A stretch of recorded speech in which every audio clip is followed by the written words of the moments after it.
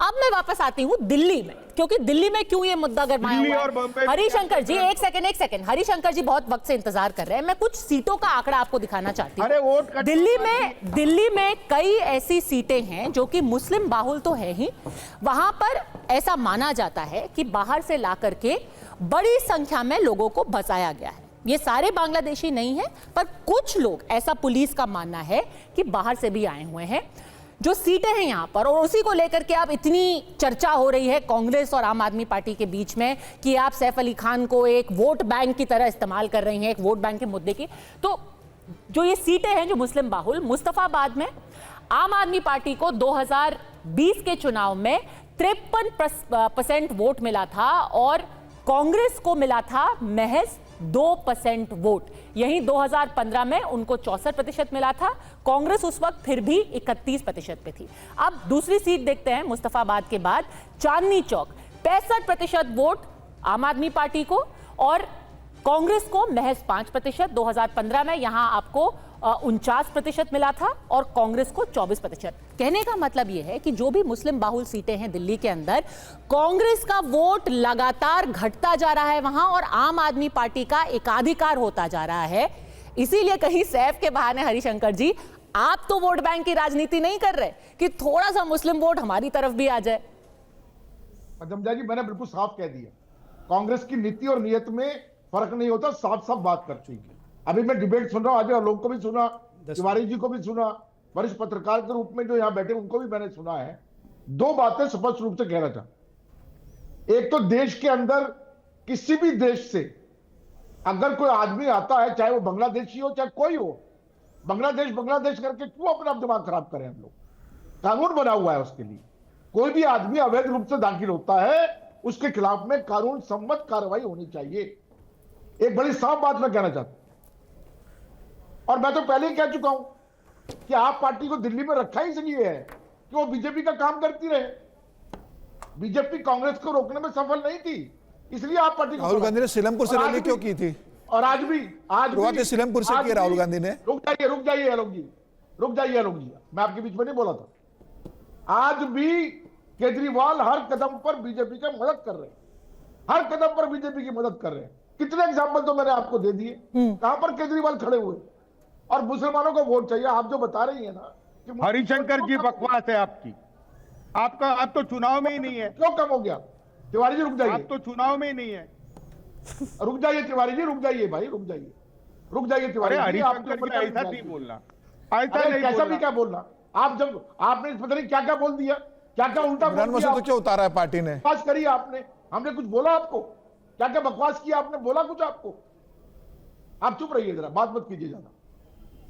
दिल्ली में अरे आप केजरीवाल बीजेपी के लिए मदद कर रहे हो गए कि केजरीवाल दिल्ली में बीजेपी की मदद कर रहे हैं। पार्टी बन के आए हो। अरे आप छोड़ दीजिए तिवारी जी, आप कहीं पर भी नहीं है भाई।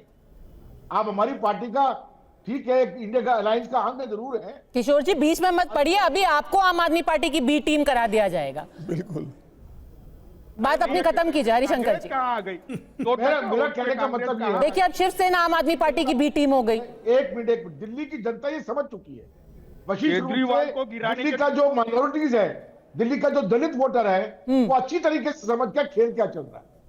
पर्दे के पीछे कौन आदमी है भूत प्रेत के रूप में जो केजरीवाल को फंडिंग कर रहा है? पर्दे के पीछे कौन चला रहा है केजरीवाल को, जो इनके प्रवक्ता को भी नहीं पता। बीजेपी चला रही है। अरे हरिशंकर जी, आप ये कहना चाह रहे हैं कि मुसलमानों को ला करके, अवैध बांग्लादेशियों को ला करके भारतीय जनता पार्टी बसा रही है केजरीवाल का वोट बैंक बनाने के लिए? नहीं, सुन लीजिए पद्मा जी, सुन लीजिए, देखिए जो मर्जी कहे, ये देश के अंदर कोई नागरिक बाहर से आता है अवैध रूप से, वो केंद्र की जिम्मेदारी है, किसी राज्य सरकार की जिम्मेदारी नहीं है। बार बार मत करिए इस बात को। आप ये क्यों नहीं कहते? आज लोग भड़का, आज लोग घुमा रहे हैं। ममता बनर्जी का जिक्र कर दिया उन्होंने, बंगाल का जिक्र कर दिया। और भैया आप क्या कर रहे हैं? ममता बनर्जी कोई आपसे बड़ी थोड़ी है, वेस्ट बंगाल के चीफ मिनिस्टर है। नहीं, ये अजय आलोक नहीं, ये मैंने मुंबई पुलिस को कोट किया था। ये मुंबई पुलिस क्राइम ब्रांच का कहना है कि कौन सी वो रूट लेकर के आते हैं। ममता बनर्जी के बारे में था, आप मत भूलिए। अभी तो इतना लंबा चौड़ा भाषण दिया इन्होंने वेस्ट बंगाल के बारे में। मैं कहता हूं कुछ भी नहीं है, चाहे सिर्फ और सिर्फ जिम्मेदारी केंद्र सरकार की है। तो फिर आप आम आदमी पार्टी को क्यों घेर रहे हैं? सर आप कांग्रेस उसको कितनी डिटेल में कंफ्यूज्ड है? आप कह रहे हैं सारी जिम्मेदारी कोई केंद्र confusion सरकार नहीं की है। है, तो कोई लगे confusion- हाथ आपने अरविंद केजरीवाल और आम आदमी पार्टी को क्यों लपेट दिया इस मामले में? बिल्कुल साफ साफ किया हर चीज को। मैंने कोई घुमाया फिराया नहीं इन लोगों की तरह से। मैं कहता हूं देश के अंदर कोई आदमी बाहर से आता है अवैध रूप से, केंद्र में जो बीजेपी सरकार की है पढ़ रहे उसकी जिम्मेदारी है, उसकी जिम्मेदारी एक आदमी ये की। बीजेपी आप तो मतलब- इमरान मसूद और सलमान आप उनको घुमा रहे खुर्शीद हैं। अरविंद केजरीवाल को क्यों कटघरे में खड़ा कर रहे हैं? उनको क्यों वोट बैंक की पॉलिटिक्स करने का इल्जाम लगा रहे हैं हरिशंकर जी? तो अरविंद केजरीवाल नहीं कहते केंद्र की जिम्मेदारी है। क्यों नहीं राहुल गांधी की सीलमपुर से रैली क्यों करवाई? ये भी तो एक कारण है ना। राहुल गांधी सीलमपुर से रैली करा रहे हैं। देखिए पद्मा जी, कांग्रेस का एक ही एजेंडा इस समय कि किसी भी तरीके से पूरे हिंदुस्तान के अंदर मुसलमान वोट बैंक वापस लिया जाए। दिल्ली से वो चाहते हैं कि दिल्ली का जो मुसलमान है वो उन्हें वोट करे। 4% का वोट बैंक है इनका। अगर दिल्ली का मुसलमान के पास जाएगा तो पूरे हिंदुस्तान में संदेश देने की कोशिश करेंगे कि वक्फ बिल पर हम चुनाव लड़ रहे हैं भारतीय जनता पार्टी से। लोकसभा में राहुल गांधी वक्फ बिल पर लड़ रहे हैं। पूरे हिंदुस्तान के मुसलमानों की आवाज तो राहुल गांधी बन रहे हैं आपके। इमरान मसूद इस बात का जिक्र करते हैं, सलमान खुर्शीद इस बात का जिक्र कर रहे हैं। मुझे लग रहा है कि सिर्फ वोट बैंक की राजनीति नहीं, सिर्फ मुस्लिम वोट बैंक की राजनीति है।